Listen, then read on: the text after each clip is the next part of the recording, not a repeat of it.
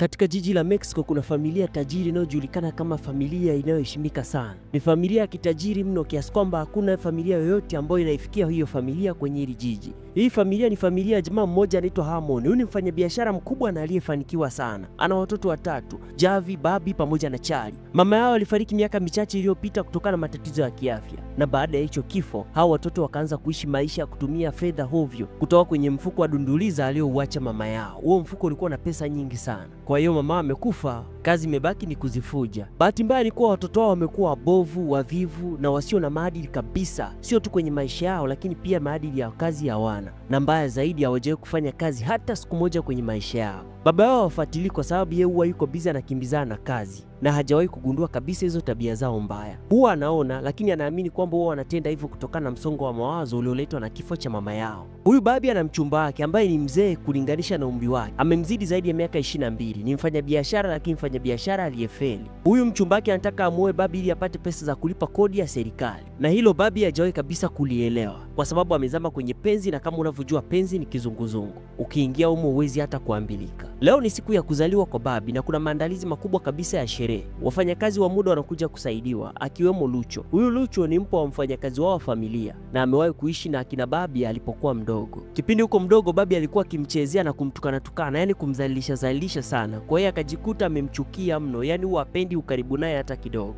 Javi mtoto wa pili, yeye kidogo anaonekana kuwa na akili kwa mbali na anaonekana ana nia ya kuendesha kampuni ya baba yao siku moja, lakini muda mwingi anautumia kwenye sherehe na marafiki, na ukweli ni kuwa huwa hakuna anachofanya zaidi ya kutoa mawazo ya kijinga. Siku moja aliwahi kutoa pendekezo la kuuza petroli nyumba kwa nyumba, yani kama vile wanavyouza mboga za majani au dagaa. Yani hadi mshirika wa baba yake akamcheka, akaona huyu kweli hamnazo. Na ili kumjenga zaidi, baba yake amekuwa na mazoea ya kumtuma mara kwa mara ili akomae, lakini cha ajabu huwa anahepa kazi anazopewa na baba yake. Na hata leo baba yake amempa kazi ndogo ya kuifanya kwa ajili ya kampuni. Charlie ndo mtoto wa mwisho. Huyu ni mwanafunzi wa chuo kikuu. Yeye anaishi maisha ya kistaa sana chuoni. Mara nyingi hukosa madarasa na anapenda kuwavizia walimu na kuwatongoza na kutembea nao. Yani huo ndo ugonjwa wake, jambo ambalo linamletea sana matatizo. Lakini ukilinganisha na hao wenzake wote, yeye ndio anaponda starehe kuwazidi. So unajua tena mambo ya mtoto wa mwisho kitinda mimba ambavyo hayazuiliki, ndiye anachokifanya huyu. Siku moja baba anaona bili ya matumizi ya watoto wake kwa mwezi uliopita. Inamshangaza sana. Imekuwaje ikawa kubwa kupita kiasi namna hii? Yani hadi huyu mshirika wa babake anashangaa.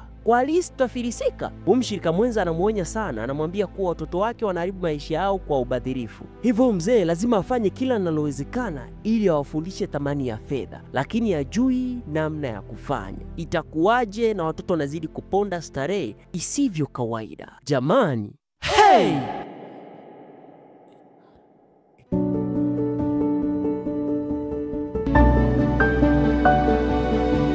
Ni kuomba subscribe ili ujiunge kwenye familia ya Fast Film upate movie zetu kila tunapopost. Kumbuka Javi alipewa kazi aifanye na babake, lakini anaiacha na kumkabidhi msaidizi wake. Yeye anaondoka na ndege binafsi kwenda Miami kula raha na rafiki zake. Na hapa nyumbani kuna sherehe ya Bobby. Anamuona Lucho akiwa kazini. Hivyo kwa kumchokoza tu anamuomba amsafishie doa katika gauni lake. Lucho akubaliani kwa sababu anamjua, lakini inabidi afanye ili asije akafukuzwa kazi. Hicho kitendo Peter mchumba wa Bobby anakiona. Kinamuudhi, anafika kumkataza. Na akiwa hapo anamuomba babake na mchumba wake muda wa faragha wazungumze kidogo. Katika mazungumzo hayo Peter anamuomba ruhusa ya kumuoa binti yake. Mzee anashangaa kwa sababu maisha ya Peter hayaeleweki. Kumbuka tangu afilisiki hana mbele hana nyuma. Kwa hiyo huyu mzee hana imani naye. Anamuuliza jinsi itakavyokuwa hadi amfurahishe binti yake, kwa sababu binti yake ni wakishua na yeye maisha yake ni ya chini. Alivyomjinga na muhakikishia babake kwamba watatumia fedha za baba mkwe ili kuishi. Hapo ndipo mzee anaanza kushtuka. Anapinga hiyo ndoa, lakini Bobby amezuka sana, anakataa na kubadilisha mawazo. Hivyo anaenda ukumbini, anatangaza sherehe ya uchumba papo hapo mbele ya babake. Kwani atamfanyaje? Ameshaamua. Mambo yanazidi kuchafuka kila siku kwenye familia. Baba anagundua kuwa Javi alisahau kazi yake kabisa. Na kabla hilo alijaisha, anapigiwa simu na Dini wa chuo kumwambia kuwa Charlie amenaswa kwenye skendo ya kufanya mapenzi na mwalimu ofisini. Hivyo amefukuzwa chuo. Watoto wote wana matatizo. Huyu anaforce ndoa, huyu afanye kazi vizuri na anatembea na walimu. Sasa mtoto yupi ni mzuri? Hivyo mzee anaamua kuigiza kujiumiza, anajifanya kuwa amepatwa na ugonjwa wa moyo ili watoto waone madhara wanaomsababishia waache hizo tabia zao. Kweli watoto wanakuja hospitali, lakini badala ya kuongelea tabia yao ili kumsaidia baba yao, wao wanaanza kubishana kuhusu movie walioiona.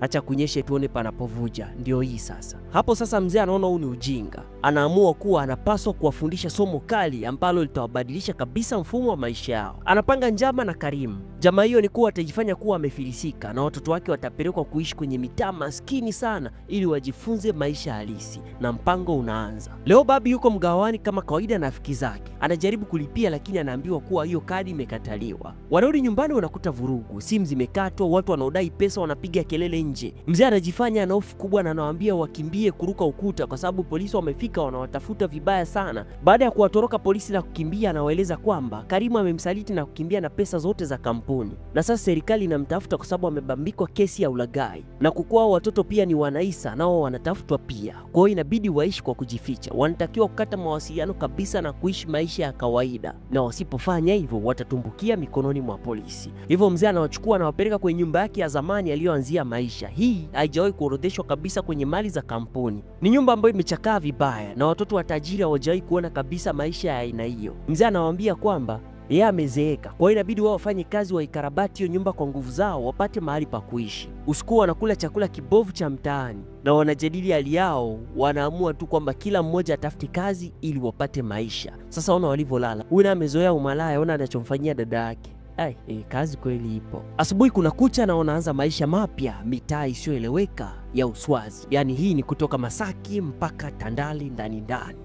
Kutoka 100 mpaka 0. Babi anataka kuoga lakini maji ni machafu. Hivyo anaamua kujipaka sanitizer mwili mzima. Huyu baada hajaelewa. Ikifika muda atayaoga tu. Javi kwa vile ana marafiki na alikuwa anapati nao sana, anaenda kuwaomba pesa. Kwa vile amefilisika, wataki kabisa kumsaidia. Babi anavunja uchumba na Pita ambaye anasikitika kwa kupoteza nafasi ya kupata pesa. Na huyu Charlie pekee ndiye anaonyesha juhudi. Kwa ushawishi wa baba yake anapata kazi benki. Lakini bosi wake anamchukia kwa sababu nafasi hiyo aliyoipata ilikuwa nafasi ya ndugu yake. Kwa hiyo anafanya kazi na Pita lakini hampendi kwa sababu amechukua nafasi ya ndugu yake. Hivyo anaishi naye kwa kumkandamiza kila siku. Familia inapambana na maisha magumu kwa mara ya kwanza. Kuchakarika kwingi na kuteseka kunaanza kuwajengea maadili na unyenyekevu polepole. Hata hivyo Babi ndiye anaongoza pakubwa sana kwa kupata pesa. Lakini sio kwamba anafanya kazi kwa bidii, hapana. Aliiba saa ya Javi akaiuza. Wakati mwingine anaongeza na tekniki kidogo. Wakati wakiendelea kujipanga, housegirl wao ambaye anaitwa Maggie, ambaye ndio yule mpoa wa Luchu, anawatembelea. Amewaletea nguo na misaada. Huyu Luchu yeye ameyazoea haya maisha. Hivyo anatumia nafasi hiyo kumdhihaki Babi kama alivyokuwa akimfanyia zamani. Lakini huyu Maggie anamlazimisha kuwa ampe kazi Babi mgawani anapofanya kazi. Na hatimaye Ujavi pia anapata kazi, ila kazi ya kuendesha daladala. Ni kazi ambayo inamwendea vizuri, lakini siku moja kama unavyojua mambo ya daladala, anakutana na dereva mwingine ambaye yeye anawazaga mashindano tu kwenye maisha yake. Jambo ambalo linaanzisha uhasama kati yao na ligi zisizoisha kila siku barabarani wakikutana. Babi anafanya kazi ya kuhudumu mgawani. Anachukiwa na wateja kwa sababu ya hasira zake, mpaka anapogundua kuwa akiwavutia kwa ushawishi wa mapenzi anapata chenji kubwa kubwa. Sasa huku benki Charlie anafanya makosa kazini, lakini bosi wake anamuita ofisini. Anamfutia makosa lakini sharti ni moja, wafanye mapenzi. Hivyo anadumkia kwenye mtego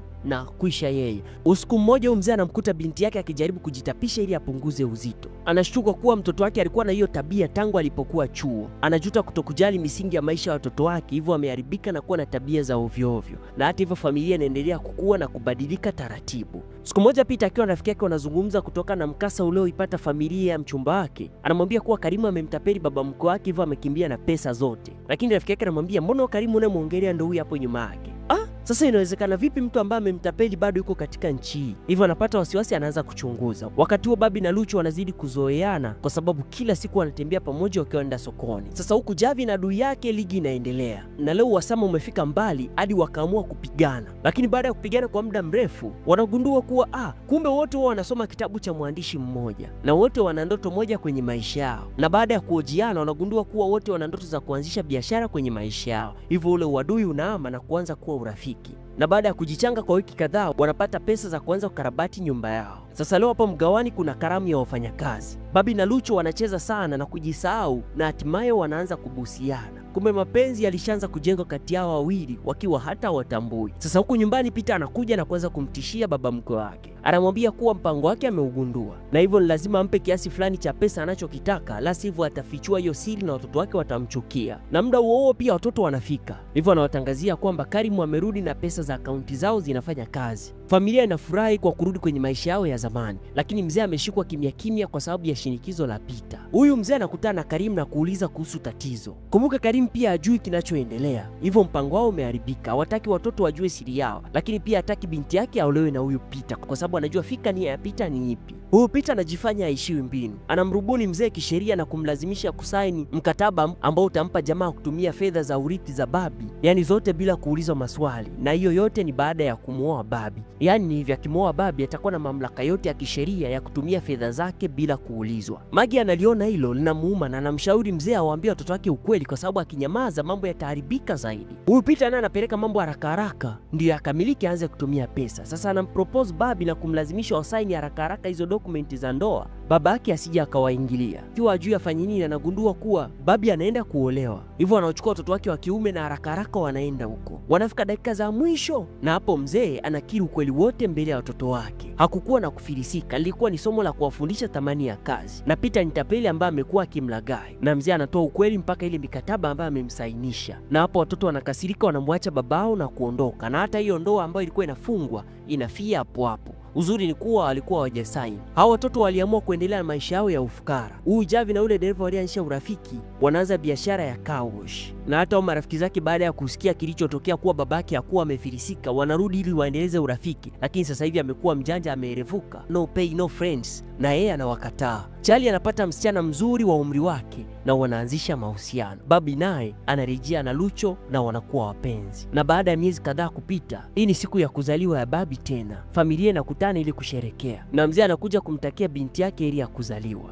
Anaogopa kuingia, lakini mwisho wa siku watoto wanamuita ndani. Familia inarejea pamoja, wanajifunza kuhusu ukweli, msamaha, umoja na thamani ya kazi. Na hapa wote wameshaerevuka, hivyo hakuna hata mmoja ambaye anaishi maisha ya starehe hata siku moja kwenye maisha yake, kwa sababu amegundua kuwa walikuwa wanafanya upumbavu tu. Na huu unakuwa ni mwanzo mpya wa familia hii ya kitajiri baada ya safari ndefu ya majeraha, mabadiliko na ukomavu. Naomba ulike, lakini pia ucomment kuhusu ulichokipata kwenye hii movie. Subscribe.